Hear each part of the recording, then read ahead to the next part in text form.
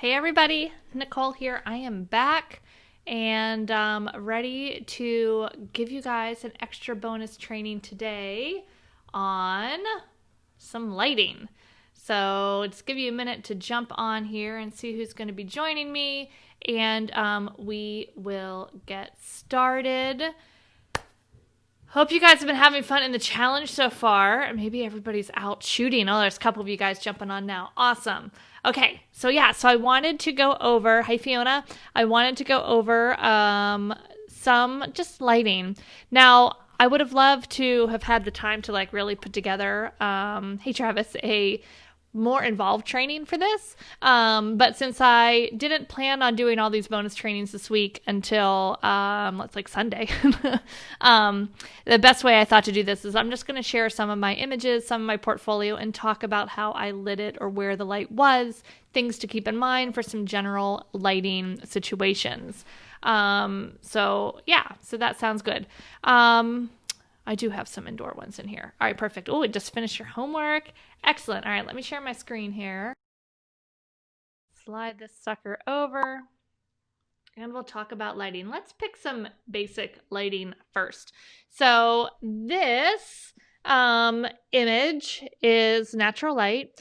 You can see, usually when you look at these images, you can start to kind of guess where the light might be coming from. You can see it's brighter back here in this back left corner. You can see some nice big catch lights here on the dog's eyes. And nice soft light everywhere else. I mean, look at these little shadows under the dog. They're really, really soft. There's nothing harsh about this light. There's obviously more light on this left side as we're looking at it of the dog versus the right because we have some shadows from this building. You can also see those shadows going across these pillars a little bit. So that's telling me the light is over there off to the left. It's maybe hitting this back part of the building, but we're in open shade right here where the dog is. And quite frankly, that light must have been behind a cloud where it was hitting that building back there, because if it was straight up hard light hitting that building, it would have been blown out and that would have been yucky. So that's still fairly soft light back there. One way to get these big, beautiful catch lights in our dog's eyes is to have them face open shade. Now, if I had turned this dog around and was photographing with me standing inside these columns, there's not going to be any catch lights because there's no light there. When you're in open shade or in an area where there's big sky up above you, then you're going to get these big, beautiful catch lights. Now, if you're out in the harsh sun and harsh light, those catch lights are going to be pinpoints. Why? Because that sun is so much brighter than the rest of the sky. So that those sun pinpoints are just going to be like little tiny dots. You're going to get lots of shadows.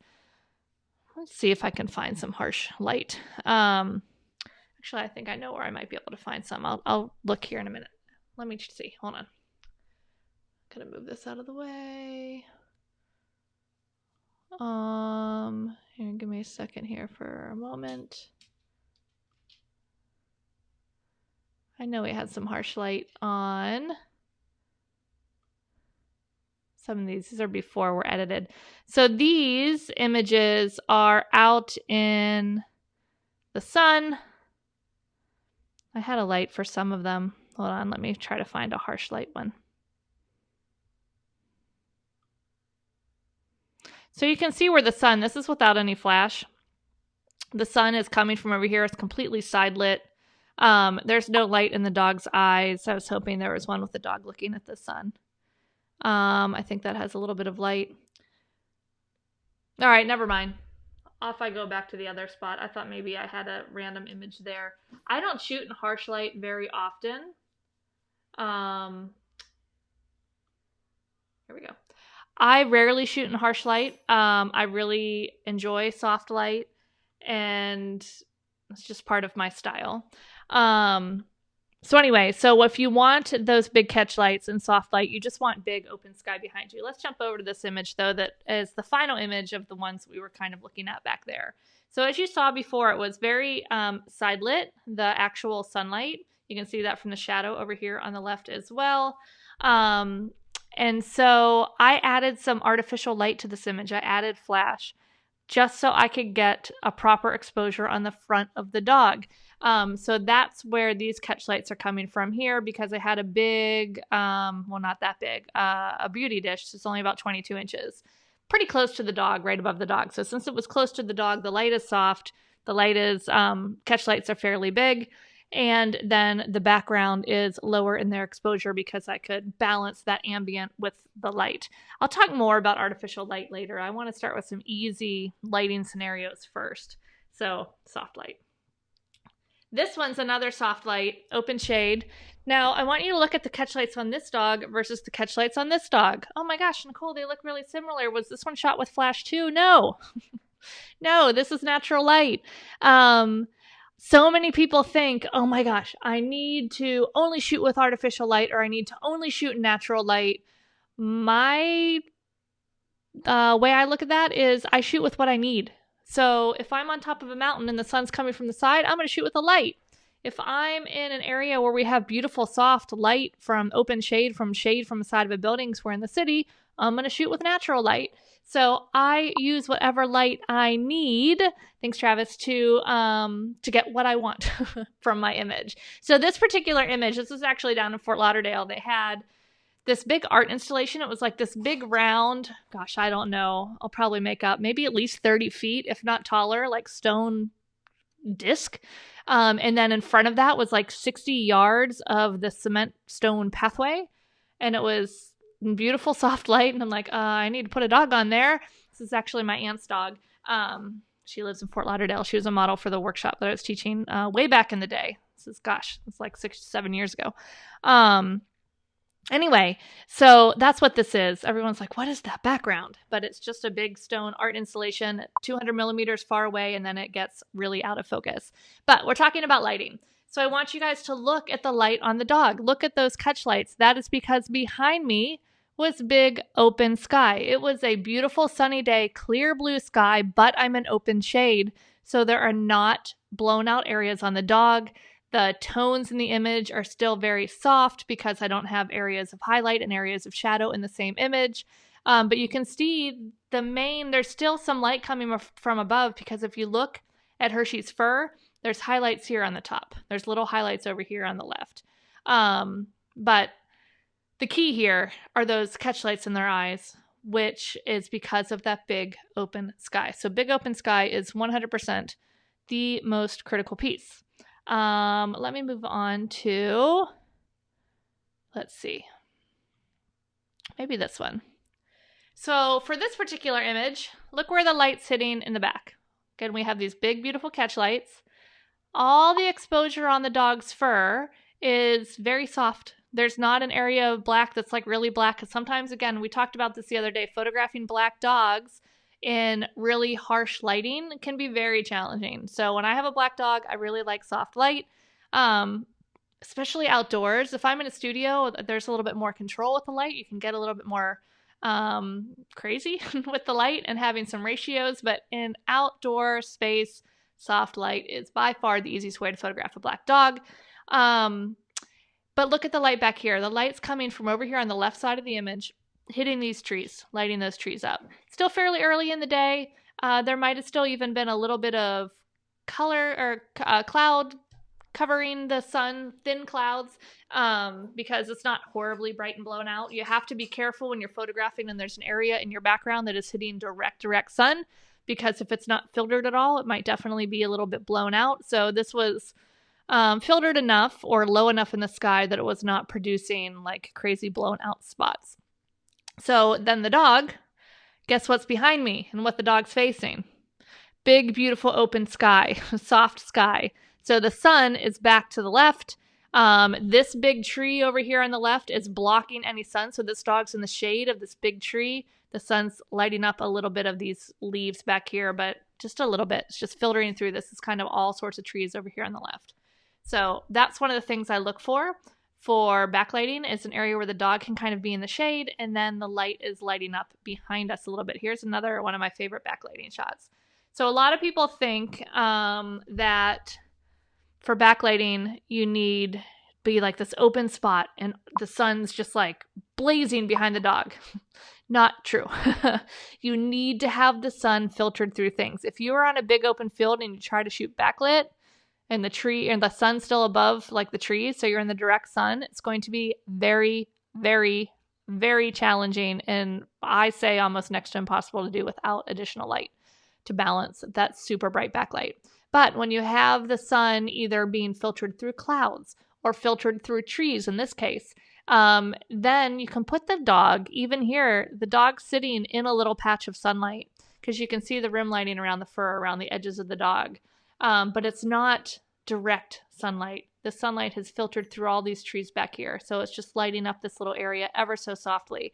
And you can see these big catch lights in the dog's eyes because guess what's behind me? Ding, ding, ding, open sky. So I think if there's going to be one thing you guys walk away from, it's going to be open sky is your friend for getting big, beautiful catch lights. For instance, if I were trying to do this, and so I'm standing, if this was a shot and I'm standing here photographing this dog, and behind me was like a whole bunch of big trees, I would not have these catch lights. Behind me needs to be an open area where you have all of that beautiful sky, all of that non-directional soft light filling up the front of this dog. Otherwise, you might need to have additional light. So if you want to stick with natural light, that's one of the things to definitely look for there. For all of you guys in the northern hemisphere that's going into winter, or any of you guys that get snow any time of year, shooting in snow, sometimes a particular challenge. On the Hair of the Dog Academy YouTube channel, I have quite a few videos on shooting and editing snow images if you want to check those out. But generally, shooting in the snow when I lived in Pittsburgh, because it's cloudy all the time in the winter in Pittsburgh, was open sky, really soft lighting. So for this, this could have been 2:00 in the afternoon. It's still super soft light because it is so cloudy. So just something to keep in mind there. If you're shooting in the snow and it is sunny, for instance, bang, this one, look at the difference that you get in the snow with the shadows and the light, and it's just really, really hard. So this particular image, I did use, actually, let me find these images because there's some that I used a flash and some that I didn't, and it all depends on the direction of the light. So here, look where the shadow is. It's on the left side of the dog down here on the ground. So where is that telling you that my light is coming from? Over on the right side, right? So this is also side lit as well. Now, side lighting, if you're just sticking with natural lighting, is no bueno. Very challenging. But if you have some artificial light, you can pop that light on there just to fill up the shadow side of your dog. And then you have beautiful light on your dog, and the side light is not a big deal anymore. Let me see if I can find the other ones from that, if I can remember what year we did this. I think it was 2018. Hold on. 2018. This is how I manage all my files, by the way. The year, and then oh yes, is this one it? Oh no, that's Florida. That is not the mountains and the snow. Must have been 2017. Oh my gosh, was it really that long ago? Yes, it was. Oh, that's crazy. All right, let me find the right shoot. Oh, I think it was this one. Hold on.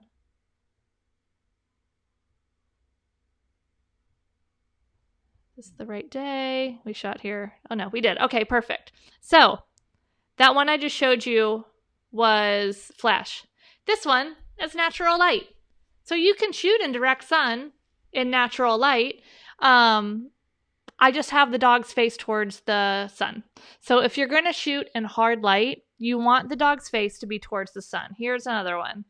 The sun's coming. You can look, see where the shadow is on this side of the paw? So the sun's coming from right here. So this dog's nose is facing towards the shadow or toward the sun. And then when you're shooting in direct sun like that, you're going to get this big, beautiful, deep blue sky. It's Colorado. The skies out there are beautiful all the time. Yeah, and then here's that one that we talked about before. that was side lit that I just added a little bit of extra light. Okay, perfect. Need an assistant for extra lighting. Yeah, that's the only bummer. It's the only bummer about using extra light sometimes. I actually hire other photographers in my area because I've got some, I mean, they're elementary school now, but my husband, when I was shooting, he'd have to be home with the kids. So I didn't have the luxury of using my spouse for an assistant, and I know the limits of our marriage. Wouldn't have gone well. So I usually hire other people. You can hire them for, not much, $30 to just come help me with a shoot when I know I'm going to need lighting. You can also try to put it up on a stand, but dogs move so much. I find it so much easier to have somebody hold it. For my exposure and an expo disc, I set up my exposure out of my camera meter. I rarely use the Sunny 16 rule because, as you can see, I really like a shallow depth of field. So I pretty much never shoot at f16. So yeah, I set up my exposure via my camera meter. Okay. Camera speed light you can use, but they're not nearly, it depends what you need it for. If you just need a little bit of light, like, let's see which one would work for that. Like here. If you're here and you just wanted like a little bit of light, like maybe on this side of the dogs just to fill in those shadows, or up front just to fill in a little bit of light, that would work. If you are here and you're trying to overpower the sun, a speed light's probably not going to cut it. What time of day is best to shoot outdoors? Usually first 2 hours of the day, last 2 hours of the day, as when the sun is most agreeable to shooting outdoors. However, you can shoot all day long if you have open shade areas. Like in the city, I actually like shooting in the city because I can start my sessions a little bit later, especially in the summer when the sun's coming up at like 5:45. I don't want to shoot then. I know my clients don't want to get up and look nice by then. So, if there's places with open shade, you can work a little bit longer. So it really just depends on the light. But to be out in the open areas, generally, if you're working with just natural light the first and last 2 hours of the day, all of these lighting tips will work for a phone too. Other than maybe some of the artificial light stuff. But all of these tips will also work no matter what you guys are using. Voice activated light stand. I like that. All right, let's look at some other lighting situations. Oh, indoors. Let's talk about indoors. This particular, let me actually go to this image. I don't have too many indoor shots. I really don't shoot indoors, hardly ever. So what you do though, you want your subject facing the window, and you want your subject to be fairly close to the light source because that's where the light's going to be the softest. So as far as light, hard light, soft light. Hard light is like when the sun's out at noon and you look down and you have a very defined shadow. That's hard light. Soft light is going to be when it's been like super cloudy and raining and you have very little shadow, or it's really diffused and really soft. That's soft light. So generally, as photographers, we want soft light. We also want directional light, which means that there's a direction to the light. It's not just totally soft and flat lit. Although, I don't know. I don't always follow that rule. Like, this is very flat lit. This is very flat lit. I don't mind the flat lit images. I kind of enjoy them. If you're going to do print competition, then they might, yell at you. Although this one did very well at state. We'll see what it does at IPC. Anyway. Indoors, when you're indoors, the window coming from a big window source, the bigger the light source, the softer the light's going to be. So a big window, a big door is going to be nice soft light. If you are outside, let's talk about hard light and soft light outside. The sun is a very hard light because if you look up at the sky, at the size of the sun versus the size of the sky, is that light big or small? Very, very small, right? Because it's so far away. So it's a small light source. If you are right next to the sun, well, maybe that would be a different story, but we're not. Whereas if that's a really cloudy day, that sun is behind the clouds, illuminating all of those clouds like a giant softbox. So therefore, the light is going to be very soft. So just some things to keep in mind about hard light versus soft light. And when you're indoors, you like that nice soft light of windows, having your subject facing the windows. But here's the thing about light. The closer you are to your light source, the softer the light is. But also, the closer you are to your light source, the faster the light falls off. Big fancy word for it is the, oh my gosh, drawing a blank. Reciprocal? No, that's your whatever. Inverse square law. Ding, ding, ding. Inverse square law, if you want to get really nerdy, you can look it up. It basically says that, like, if I'm standing in front of my window and I'm 6 inches from my window and I move back a foot, my light's going to fall off a lot, like maybe by half. Where if I'm 6 feet away from my window and I move back a foot, my light's not really going to change that much because the light drops off so much faster the closer you are to your light source. So that's just something to keep in mind if you are photographing any animals indoors. Whether you're using your phone, whether you're using a professional camera, whether you're using lights or not, it's going to fall off faster the closer you are to your light source. My go-to camera, I have the Canon 1DX. I used to have the Canon 5D. No, I started with the 7D way back in the day, and then I had the 5D Mark III. Now I have the 1DX. I actually just ordered myself the Canon mirrorless R5, but I'm still waiting for it. Should get it soon. They said in September, hopefully, but it's now the middle of October. Silly COVID, making things wait. Okay, what other things do we have here? A lot of open shade. Here's another backlit image. Again, there's decent catch lights in everybody's eyes because there's an open area behind me. Here's where a backlit image is filtered through the trees. You can see here, this is one of those cases where this is not correct, because this is not a technically correct photograph because look at my histogram up here, 100%. The sky is blown out. There are no pixels in this sky. But I wanted to capture the emotion. I wanted to capture the scene of place. So, and I wanted this tree, and this wouldn't have been quite the same without the tree. So I made the executive decision to say it's okay to have a little bit of blown out sky in this particular image because guess what? That story is not here. The story of this image is here. So it's okay that this is a little bit blown out down here because your eye still wants to go to the story, which are these two and their dogs, and this tree is leading you to that. So when you do backlit, if this was different and this was way down, and they were against the sky, I would not like it because the edges get all yucky. You can't see the rim lighting on them. It's just too hard to manage, and your brain's like, why is there nothing behind them? Why are they this like white room of just ickiness? But since they have the trees behind them, it works. So when you are shooting backlit, look for places to filter. Keep your people against a solid background or your dogs. And yeah, because you do get that really pretty rim lighting.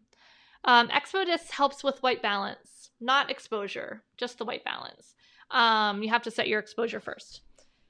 I have a video on Expo Disc, using Expo Disc with your Canon camera on YouTube, on the Hair of the Dog Academy YouTube channel if you want to check it out. All right, so I think that's basically it. So the main types of lighting, we have hard lighting, we have soft lighting, we have open shade, we have shooting indoors, we have using some off-camera flash.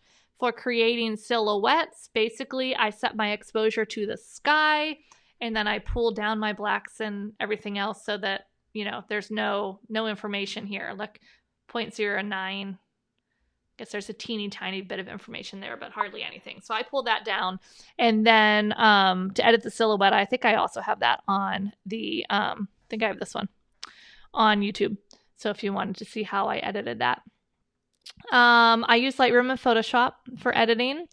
And yeah, they have everything you could possibly want. So Lightroom is really good for global edits, editing color, exposure, white balance, all that kind of stuff, where Photoshop becomes really helpful for pixel-based editing, removing leashes, things like that. If you have to merge images or head swaps, those do really well in Photoshop. Heather is going to do a super intro basic Lightroom 101 and Photoshop 101 little live tomorrow. I'll find out what time her and Charlotte are going to do that, and I'll let you guys know. I'll post it in the group. But yeah, anyway, that is that. I hope that helps you with your lighting, helps you see some different ways for lighting, help you figure out, how to get more catch lights. What could you use to have more options on your phone camera? It's not really any options that I know of. I'm not sure if there's other things you can add to your phone. I'm really not sure. But using all of these light techniques and knowing how to get good catch lights and how to put your subjects in proper lighting definitely helps with any camera you're using, whether it's phone camera or professional camera. My flash, I like Pro Photo, so I have a B1 and a B2 and one of their speed lights as well. Godox is a fan favorite of a lot of people as well. Yeah. Okay. Awesome. Thanks, guys, for joining me again. Go out and do your homework if you haven't yet. And yeah, I'll see you tomorrow. Thanks for joining me again. See everybody. See ya, everybody. Have a good one.